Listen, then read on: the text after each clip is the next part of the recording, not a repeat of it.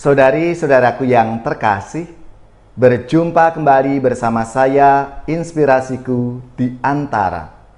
Renungan Harian Rabu 4 September, Pekan Biasa ke-22. Semoga kita bersama keluarga dan komunitas kita selalu dalam keadaan baik, sehat, dan tetap bersemangat. Marilah kita mengawali renungan kita hari ini dengan tanda kemenangan Kristus. Dalam nama Bapa dan Putra dan Roh Kudus. Amin. Allah Bapa yang Maha Baik, sabdamu Kau taburkan dalam hati setiap orang. Bukalah hati kami untuk mendengarkannya, dan mampukanlah kami mewartakannya demi keselamatan dunia. Dengan pengantaraan Yesus Kristus Putra-Mu Tuhan kami, yang bersama dengan Dikau dalam persatuan Roh Kudus, hidup dan berkuasa Allah sepanjang segala masa. Amin. Dalam nama Bapa dan Putra dan Roh Kudus. Amin. Inspirasi kita hari ini dari Injil Suci menurut Lukas bab 4 ayat 38 sampai 44. Marilah kita siapkan kitab suci kita masing-masing. Kita akan membaca bersama-sama dan merenungkannya. Setelah meninggalkan rumah ibadah di Kapernaum, Yesus pergi ke rumah Simon. Adapun ibu mertua Simon sakit demam keras, dan mereka minta kepada Yesus supaya menolong dia. Maka Yesus berdiri di sisi wanita itu, lalu menghardik demamnya. Segera penyakit itu meninggalkan dia. Wanita itu segera bangun dan melayani mereka. Ketika matahari terbenam, semua orang membawa kerabatnya yang sakit kepada Yesus. Ia meletakkan tangan atas mereka masing-masing dan menyembuhkan mereka dari banyak orang keluar, juga setan-setan, sambil berteriak, "Engkaulah Anak Allah." Tetapi dengan keras Yesus melarang mereka berbicara, karena mereka tahu bahwa Ia adalah Mesias. Ketika hari siang, Yesus berangkat ke suatu tempat yang sunyi, tetapi orang banyak mencari Dia. Ketika menemukannya, mereka berusaha menahan Dia supaya jangan meninggalkan mereka. Tetapi Yesus berkata kepada mereka, "Juga di kota-kota lain, Aku harus mewartakan Injil Allah, sebab untuk itulah Aku diutus." Dan Ia mewartakan Injil dalam rumah-rumah ibadat di Yudea.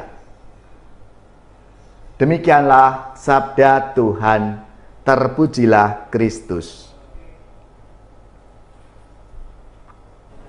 Saudari-saudaraku yang terkasih, sabda Tuhan hari ini berkisah tentang Yesus yang menyembuhkan ibu mertua Simon Petrus dan banyak orang sakit lainnya.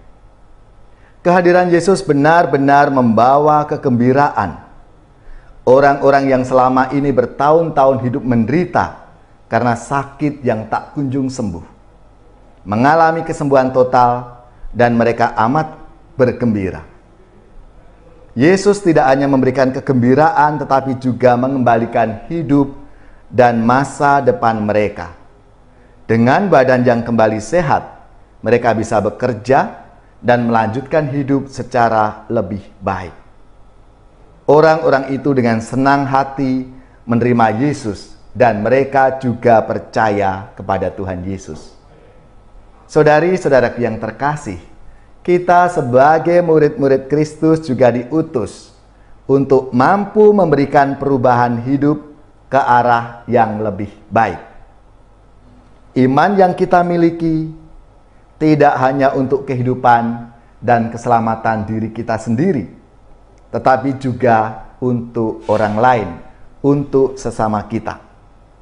Dalam kehidupan sehari-hari kita diutus untuk membuat orang yang sedang sedih itu menjadi bergembira.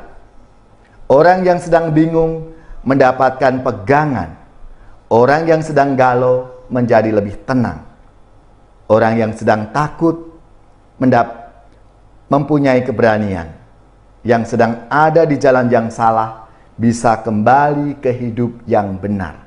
dan masih banyak hal-hal baik lainnya yang harus kita wujudkan.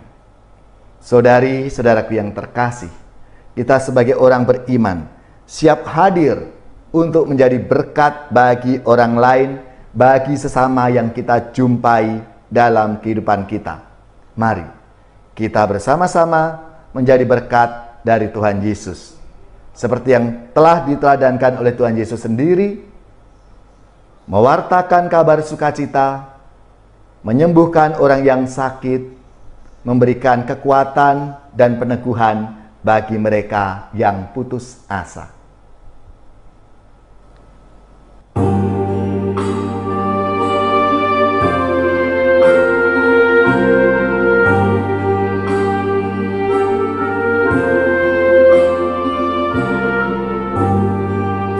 Andaikan aku pahami bahasa semuanya, hanyalah bahasa cinta, kunci setiap hati.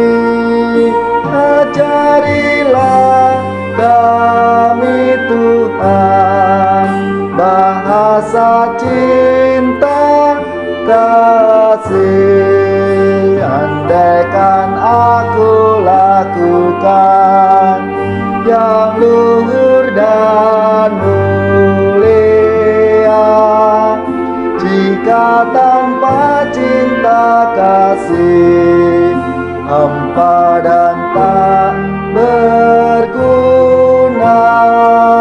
Ajarilah kami Tuhan bahasa cinta kasih.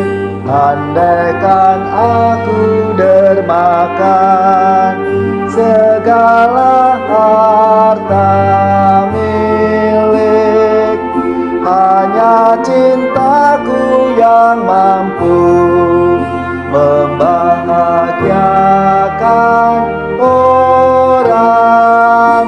Ajarilah kami Tuhan bahasa cinta kasih.